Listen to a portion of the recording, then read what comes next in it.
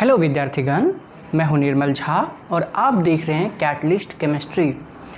हम लोगों ने पिछले लेक्चर में ये देखा था 10th क्लास का पहला चैप्टर था केमिकल रिएक्शन एंड इक्वेशन।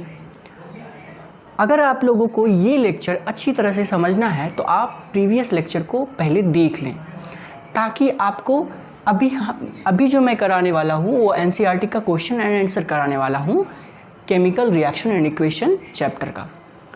तो इसमें होगा क्या कि कुछ क्वेश्चन और आंसर डायरेक्टली जो मैंने पिछले चैप्टर में पढ़ाया है उसी थ्योरी से आने वाला है, तो वो बस मैं आपको याद दिला दूंगा। तो हो सकता है कि परेशानी हो, इसीलिए आप प्रीवियस लेक्चर को देख लें, तब ये आपको ये वीडियो बहुत ही अच्छी तरह से समझ में आएगा। तो चलिए हम लोग शुरू करते हैं। शुरू करने से पहले कुछ बातें हम लोग डिस्कस कर लेते हैं। देखिए, क्लास 10th की सारी केमिस्ट्री, आपकी जितनी भी सिलेबस है, जो इम्पोर्टेंट क्वेश्चन है, उनकी सारी रिस्पॉन्सिबिलिटी आज से मेरी। बस आपको ये करना है कि मेरा जो भी वीडियो आएगा आप उसे देखते रहें, और इसके लिए चैनल को ज़रूर सब्सक्राइब करें। लाइक करने को मैं बिल्कुल भी नहीं कहूँगा, वो आपके पसंद पे डिपेंड करता है, लेकिन हाँ, अगर आपको सिलेबस पूरा चाहिए तो आप चैनल को ज़रूर सब्सक्राइब कर लें, ताकि आपको जो भी मैं वीडियो डालूँ वो आपको मिलता रहे टाइम पे। श्योर हूँ कि आप मेरा सारा वीडियो देखेंगे तो आपका एक भी क्वेश्चन नहीं छूटेगा, बल्कि आप एडवांस लेवल पे भी अच्छी तरह से तैयारी कर लेंगे। तो चलिए अब शुरू करते हैं। तो हम लोग क्या करेंगे कि जो क्वेश्चन है उसे लिखते हुए फटाफट उसके आंसर को देखेंगे, ठीक है।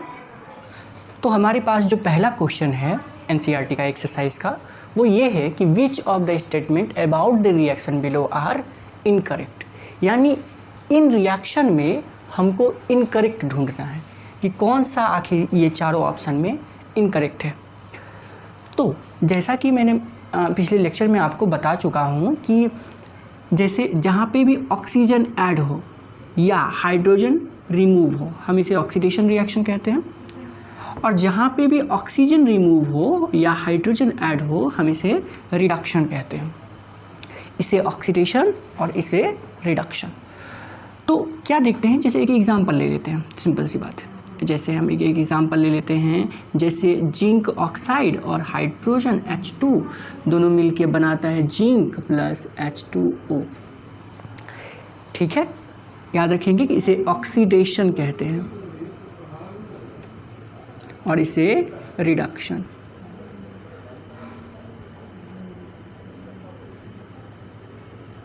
इसे क्या कहते हैं? रिडक्शन।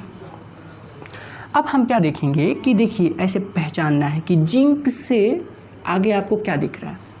रिएक्टेंट में ऑक्सीजन है, जबकि प्रोडक्ट में ऑक्सीजन नहीं है, तो ऑक्सीजन रिमूव हुआ है। यहाँ देखिए ऑक्सीजन निकल चुका है, तो ऑक्सीजन निकल चुका है तो इसे बोलेंगे कि ये यहाँ पे रिडक्शन हुआ है, ठीक है। आगे देखिए, यहाँ देखिए क्या देखेंगे कि हाइड्रोजन, और आगे देख रहे हैं कि इसमें ऑक्सीजन ऐड हुआ है, तो जहाँ भी ऑक्सीजन ऐड हो उसे हम ऑक्सीडेशन कहते हैं। तो यहाँ लिखेंगे कि ये ऑक्सीडेशन है। बहुत बढ़िया। अब क्या समझना है, क्या हुआ है इसके साथ? इसका ऑक्सीजन निकला है। ऑक्सीजन निकलना मतलब क्या होता है? रिडक्शन। इसका मतलब ये रिड्यूस हुआ है। इसमें ऑक्सीजन ऐड हुआ है, इसका मतलब इसमें ऑक्सीजन ऐड हुआ है, इसका मतलब ये ऑक्सीडाइज्ड हुआ है, मतलब इसका ऑक्सीडेशन हुआ है तो ये ऑक्सीडाइज्ड हुआ है। तो आप समझिए, यानी कि रिडक्शन तो ये रिड्यूस हुआ है, ये रिड्यूस्ड हुआ है, और इसमें ऑक्सीजन आके ऐड हुआ है तो ये ऑक्सीडाइज्ड हुआ है। अब हमको क्या देखना है कि ये सारे रिड्यूस और ऑक्सीडाइज्ड का कॉन्सेप्ट हमेशा होता है रिएक्टेंट में। इस वाले पार्ट को रिएक्टेंट बोलते हैं और इस साइड वाले को प्रोडक्ट बोलते हैं। तो ये रिड्यूस और ऑक्सीडाइज्ड का कॉन्सेप्ट ही होता है सिर्फ रिएक्टेंट में। तो अगर कोई प्रोडक्ट का बोल रहा है कि बताइए, ये बोल रहा है कि जिंक ऑक्सीडाइज्ड या रिड्यूस हुआ है, तो ये तो प्रोडक्ट का कहानी ही नहीं है। प्रोडक्ट का कोई कहानी हमको करना ही नहीं है, हमको तो करना है रिएक्टेंट का। रिएक्टेंट में रिड्यूस देखना है और ऑक्सीडाइज्ड देखना है। तो यहाँ ऑप्शन अब हम चेक करते हैं, और आप लोग खुद लीड यहाँ पे देखिए, ये देखिएगा, इन दोनों की बात हो तो सही है और इन दोनों की बात हो तो बिल्कुल गलत है। तो देखते हैं कि यहाँ पे क्या है। देखिए, क्या लीड इज गेटिंग रिड्यूस बोल रहा है, लीड। यहाँ प्रोडक्ट की बात कर दिया तो ये बिल्कुल ही इनकरेक्ट है। कार्बन डाइऑक्साइड फिर कहाँ है ये भी है प्रोडक्ट में, तो ये भी है गलत। अच्छा, carbon is getting oxidised, carbon को ऑक्सीजन मिला क्या? हाँ मिला है। Lead oxide is getting reduce, lead oxide इससे ऑक्सीजन निकला है, तो जिससे ऑक्सीजन निकले रिड्यूस, बिल्कुल सही, रिड्यूस हुआ है। तो ये दोनों ही ऑप्शन करेक्ट है और ये दोनों ऑप्शन इनकरेक्ट है। तो हम लोग अगले क्वेश्चन की ओर बढ़ते हैं, बात करते हैं। जो सेकंड क्वेश्चन है वो ये है कि Fe2O3 plus 2Al, Al2O3 plus Fe 2Fe, the above reaction is an example of a combination reaction, double displacement reaction, decomposition reaction और displacement reaction। इनमें से ये जो रिएक्शन दिया हुआ है इन चारों में से वो किसका एग्जाम्पल है? तो बात करते हैं पहला, ऑप्शन पहला कॉम्बिनेशन रिएक्शन। हम जानते हैं कि A प्लस बी प्लस सी, अगर कोई एक कंपाउंड मतलब कोई एक प्रोडक्ट बने तो कॉम्बिनेशन। ऐसा तो नहीं हो रहा है, यहाँ पे दो क्या है, यहाँ पे दो प्रोडक्ट हैं, तो कॉम्बिनेशन तो नहीं है। डबल डिस्प्लेसमेंट रिएक्शन क्या है, दिखते हैं अल्युमिनियम के साथ कुछ है आयरन, यहाँ इसके साथ कुछ है ही नहीं कि आयन एक्सचेंज हो, तो डबल डिस्प्लेसमेंट तो होगा नहीं, क्योंकि इसके आयंस और इसके आयंस अगर एक्सचेंज होते तो हम उसे डबल डिस्प्लेसमेंट रिएक्शन कहते। चूँकि इसके पास कोई आयंस ही अवेलेबल नहीं है तो इसीलिए ये डबल डिस्प्लेसमेंट रिएक्शन नहीं है। अब बात करते हैं डिकम्पोजिशन रिएक्शन। डिकम्पोजिशन रिएक्शन में क्या होता है कि एक बड़ा कंपाउंड दो या दो से अधिक पार्ट में स्प्लिट अप होते हैं, तो यहाँ ऐसी सिचुएशन बिल्कुल भी नहीं दिख रही है, तो डिकम्पोजिशन रिएक्शन भी नहीं होगा। अब बचा डिस्प्लेसमेंट रिएक्शन। क्या देखते हैं कि आयरन ऑक्साइड में अल्युमिनियम मिलकर आयरन को डिस्प्लेस कर रहा है, यहाँ अल्युमिनियम ऑक्साइड और आयरन डिस्प्लेस हो रहा है, तो इसका मतलब ये डिस्प्लेसमेंट रिएक्शन है। अच्छा, और कोई तरीका है क्या? हाँ बिल्कुल, और भी तरीका है इसे पहचानने का। मैंने आपको सिखाया था क ना का मांगे आलू जब फेंके प्रभु हाइड्रोजन कौन आगे आएगा पिटने। तो आप यहाँ पे देखिए, ये है आयरन और यहाँ पे है अल्युमिनियम। अल्युमिनियम ज़्यादा रिएक्टिव होने के कारण आयरन को डिस्प्लेस कर दिया है, तो आप इस तरह से भी समझ सकते हैं कि अल्युमिनियम चूँकि ज़्यादा रिएक्टिव है और आयरन कम रिएक्टिव है, तो यहाँ पे आयरन को अल्युमिनियम ने क्या किया है, डिस्प्लेस किया है, तो इसीलिए ये है डिस्प्लेसमेंट रिएक्शन। तो अब हम लोग क्वेश्चन नंबर 3 की ओर बढ़ते हैं। एनसीईआरटी का तीसरा सवाल जो है वो ये है कि what happened when dilute hydrochloric acid is added to iron filings, tick the correct answer. तो ये तीसरा सवाल है। इसमें क्या कहता है कि हाइड्रोजन, पहले हम लोग रिएक्शन लिखते हैं। रिएक्शन में क्या बोलता है कि हाइड्रोक्लोरिक एसिड HCl जो कि डाइल्यूट है और प्लस इसके अंदर आयरन डाला जाता है, तो पूछ रहा है कि क्या बनेगा। देखिए समझिएगा बात को, हाइड्रोक्लोरिक एसिड जो है ये स्ट्रॉन्ग एसिड है। क्या है? स्ट्रॉन्ग एसिड है। अच्छा, और उसके बाद ये जो आयरन है ये आयरन रिएक्टिव है, बहुत ज़्यादा रिएक्टिव नहीं है लेकिन रिएक्टिव है। तो इसके अंदर क्या होता है, इसके अंदर क्या होता है कि जब HCl में डाइल्यूट ही सही लेकिन स्ट्रॉन्ग है, उसके अंदर जब हम आयरन को डालते हैं तो हाइड्रोजन गैस रिलीज हो जाती है और FeCl बनता है, FeCl2 और हाइड्रोजन गैस रिलीज होने लगती है। तो आप देख लीजिए ऑप्शन क्या होगा, hydrogen gas and iron chloride are produce, तो यही पहला ऑप्शन ही सही है। Chlorine gas and iron oxide are produce नहीं होगा बिल्कुल भी, नो रिएक्शन, रिएक्शन तो होगा इसके अंदर। अच्छा, iron salt and water are produce, ये तब हो सकता था जब एसिड और बेस दोनों होता, तो यहाँ तो बस एसिड और मेटल का रिएक्शन है, तो इसीलिए पहला वाला सही होगा। तो चलते हैं हम लोग चौथे नंबर के क्वेश्चन पे। चौथे नंबर का जो क्वेश्चन है वो ये कहता है कि what is a balance chemical reaction, why should chemical equation be balanced. तो ये बहुत ही आसान क्वेश्चन है। अगर आप फिर मैं वही बोलूँगा कि अगर आपने प्रीवियस लेक्चर देखा है तो ये बहुत ही आसान क्वेश्चन है। क्या होता है कि what is a balance reaction, जब रिएक्टेंट में नंबर ऑफ एटम प्रोडक्ट के नंबर ऑफ एटम के इक्वल हो तब हम उसे बैलेंस केमिकल इक्वेशन कहते हैं। अच्छा, फिर पूछा कि क्यों केमिकल रिएक्शन को बैलेंस करना चाहिए। तो इसका जवाब है कि 9th क्लास में आप लोगों ने एक थ्योरी पढ़ा होगा कि law of conservation of mass, उसके अकॉर्डिंग ये कहता है कि जो मास होता है, एटम होता है, neither be created nor be destroyed, यानी कि एटम ना क्रिएट होते हैं ना डिस्ट्रॉय होते हैं, बस वो रीअरेंज होते हैं, इसीलिए हमको उन्हें बैलेंस करना पड़ता है।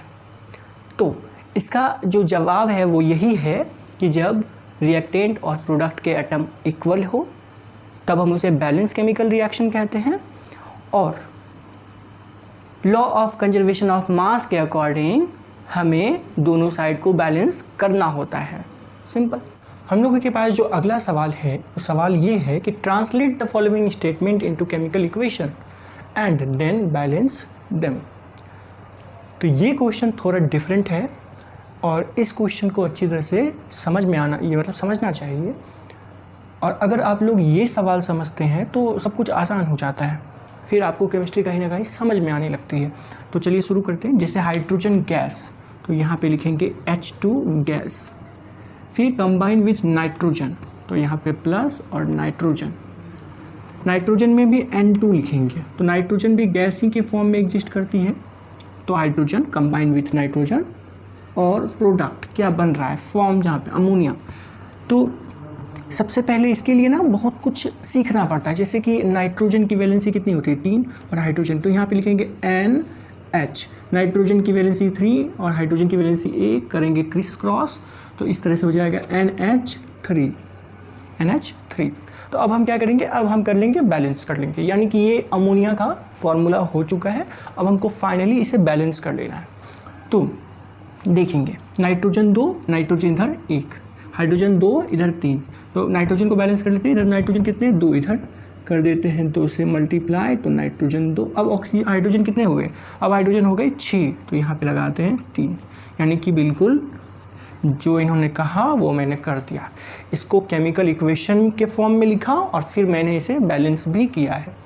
नेक्स्ट आगे हाइड्रोजन सल्फाइड, जिस तरह से बोलता है उसी तरह से लिखना होता है, तो जाके ये आसान हो जाता है। H2S को हम लोग हाइड्रोजन सल्फाइड कहते हैं, गैस है तो यहाँ पे लिख देंगे G, burns in air to give water, अच्छा ये ऑक्सीजन के प्रेजेंस में जल रहा है, तो यहाँ पे लिखेंगे O2, फिर क्या दे रहा है, गिव्स क्या है, water H2O plus sulphur dioxide SO2। बहुत बढ़िया, ये ऐसा मैंने लिख दिया। अब क्या करना है, अब करना है बैलेंस। चेक करते हैं, हाइड्रोजन इधर कितना 2, उधर भी 2, सल्फर इधर 1 उधर भी 1, ऑक्सीजन इधर 2 और उधर यहाँ पे 1 और यहाँ पे 2, तो टोटल 3। तो कैसे इधर 2 और उधर 3 कैसे बैलेंस करें, एक काम करते हैं, हम सबको ना 2 से मल्टीप्लाई कर देते हैं, इधर भी 2 से कर दिया और इधर भी 2 से और इधर भी 2 से, सब जगह 2 से कर दिया। अब चेक करते हैं, हाइड्रोजन कितना हो गया 4, इधर भी 4, अच्छा 2 से सल्फर को भी मल्टीप्लाई है, तो इधर 2 से सल्फर, ऑक्सीजन अब काउंट करते हैं 2 और इधर 2 2 जा 4, तो टोटल हो गए 6, तो इधर डाल देते हैं 3, यानी कि ये कम्प्लीटली बैलेंस हो गया। अगला जो सवाल है वो है barium chloride react with aluminium sulphate, तो बेरियम का होता है BaCl2, बेरियम क्लोराइड 2 वैलेंसी होता है, और अल्मुनियम सल्फेट तो Al2SO4 का थ्राइस। कैसे हुआ ये हुआ है, इस सल्फेट की वैलेंसी 2 तो इस पे, अल्मुनियम की वैलेंसी 3 तो इस पे, इस तरह से हम लोग फार्मूला जनरेट करते हैं। अगर आपको कुछ और भी जानना है तो कमेंट में कहिएगा, मैं इसके लिए वीडियो बना दूंगा। तो बेरियम क्लोराइड और अल्मुनियम सल्फेट, तो इसमें होता क्या है, अब क्या बनने वाला है, माफ़ कीजिएगा ये चल नहीं रहा है ठीक से, कोई बात नहीं। तो यहाँ पे बोलता है कि बेरियम सल्फेट और अल्मुनियम क्लोराइड बन रहा है, तो हम लोग क्या करते हैं, बेरियम सल्फेट तो BaSO4, बेरियम की वैलेंसी 2 और सल्फेट की वैलेंसी 2 लिख दिया मैंने, ओके। फिर बोलता है अल्मुनियम क्लोराइड, अल्मुनियम की वैलेंसी 3 और अल्मुनियम की वैलेंसी 3 और क्लोरीन की 1, तो AlCl3। अब क्या करें, अब कर देना है बैलेंस। अल्मुनियम कितना दिख रहा है 2, तो अल्मुनियम के आगे 2, बेरियम कितना है 1, बेरियम सही है, सल्फेट कितना है 3, तो सल्फेट 3 है इस साइड, तो बेरियम कितना हो गया, बेरियम हो गया 3। तो इधर बेरियम के आगे भी 3, तो क्लोरीन कितना 6, तो इधर क्लोरीन 6, बिल्कुल बैलेंस हो गया है। नेक्स्ट जो है potassium metal react with water, तो पोटेशियम और वाटर के साथ रिएक्शन तो बनाता है KOH प्लस H। क्या करेंगे, बैलेंस करेंगे और कुछ नहीं करेंगे। कैसे होगा बैलेंस, इसको 2 इसको भी 2 और यहाँ पे भी हम लोग 2 कर देंगे, बिल्कुल बैलेंस हो गया। चलिए तो हम लोग अब अगले सवाल की ओर बढ़ते हैं।